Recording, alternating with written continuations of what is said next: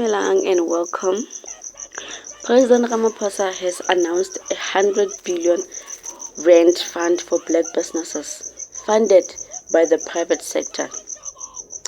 And let's be real, we know exactly who owns the majority of that sector. This, in my opinion, is not just a fund. This is payback, guys. This is reparations. Because the wealth that built the private sector in this country was gained off the backs of black South Africans. It was built on stolen land, stolen resources, and stolen opportunities. And now, when it's time to pay back what was illegally taken, the same people who benefited the most suddenly have a problem. The backlash against this fund exposes a deep-rooted truth. There are still people in South Africa who do not want to see black success. They are fine with seeing one black person succeed, the one in a million story. They can point out and just say, see, we gave you a chance. But they resist any real systemic change that will uplift black South Africans as a whole. This is why land expropriation, the NHI bill, the Bella Act, and this 100 billion rand fund are critical. These are the building blocks of a new economy foundation that will outlast any single government. They are policies that ensure black South Africans are no longer begging for scraps in their own country. And let's be clear, corruption exists, but in all governments, in all races. The misuse of funds is a serious issue, but it is not a reason to shut down initiatives meant to uplift black people. Because corruption was never an issue when the wealth was being hoarded by a select few, by that certain group that Trump keeps talking about. But now that it's about redistributing resources, suddenly they are concerned about governance. So if certain people don't want to pay back what they gained from colonialism and apartheid, if they refuse to invest in the communities they built their fortunes on, then maybe they should just pack their bags and leave.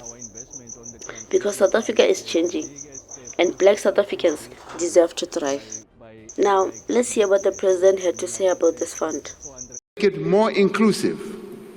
That is why our focus is on empowering our people, on empowering women and persons with disabilities, because they were deliberately excluded from playing a role in the economy of their own country.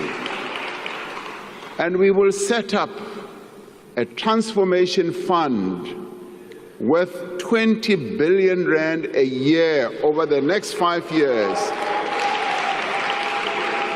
to fund black-owned and small business enterprises. We will fast-track the regulations of the Public Procurement Act to ensure that businesses that are owned by women, by young people, and persons with disabilities receive equitable opportunities in government contracts. And we have started and will continue to train women entrepreneurs to enable them to compete for government tenders. In November last year, we launched the National Skills Fund Disabilities Program. In its first phase, this transformative initiative will empower over 10,000 persons with disabilities through tailoring training for them, and through ensuring that they get stipends and specialized tools. This part of the work we must undertake as business, as government and labor and civil society to enable people with disabilities to play an important role in the economy of our country. For far too long, they've been relegated to the back rooms of everything. Through these programs, we are not only righting a grave historical wrong, we are unleashing the potential of our economy for sustained growth. Azan Tatwagona is shaping up to be, he's going to go down in history as the best president ever, because what he's really doing, guys, he's slowly but surely changing the system. Changing the system that was rigged against a black child. So elections are coming. This time we must be wise. We must unite and vote for leadership that truly prioritizes black South Africans. Not those who pretend to. Not those who turn a blind eye to racism. And definitely not those who weaponize black struggles against fellow Africans while staying silent on white supremacy. I'm looking at you, Gayton. I'm looking at you. This is our future. The choice is ours. Thank you for watching, guys. From different companies. Let's Until put next them in time. one fund that would be run like the Solidarity Fund. According to the DTIC, the fund is aimed at bridging the financial gap for marginalized communities, including black South Africans, women, young people, as well as people with disabilities who were excluded legislatively from participating in the mainstream economy. The Township Economic Commission's President Bheki Twala has welcomed the plans around the Transformation Fund, saying that transformation through R20bn can't be effectively implemented without the accompanying funding. As we always say, we are on our own. We have these policies, we have these funds, but at the end of the day, they don't reach the deserving entrepreneurs on the ground.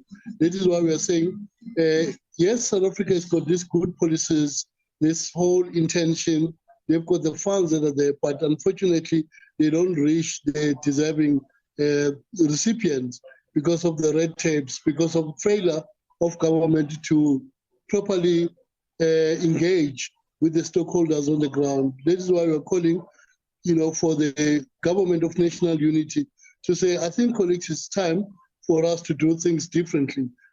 But the National Employers Association of South Africa, NIASA CEO R20bn says big business already makes contributions through enterprise and development initiatives, accusing government of looking to replace what they describe as the failed R20bn policies with the Transformation Fund.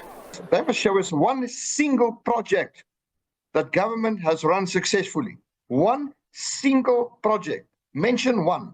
There is not one.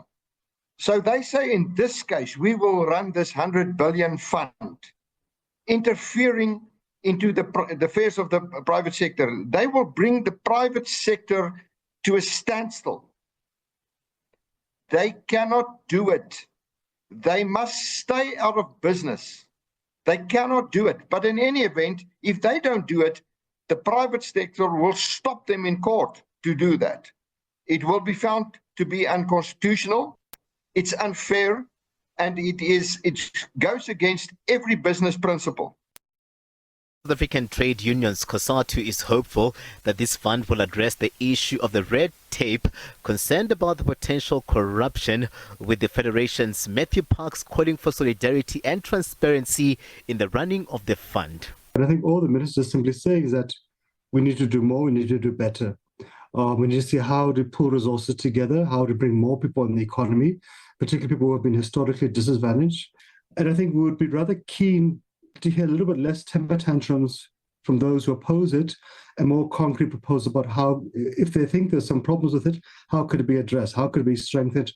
What are the mistakes we can learn from the R20bn?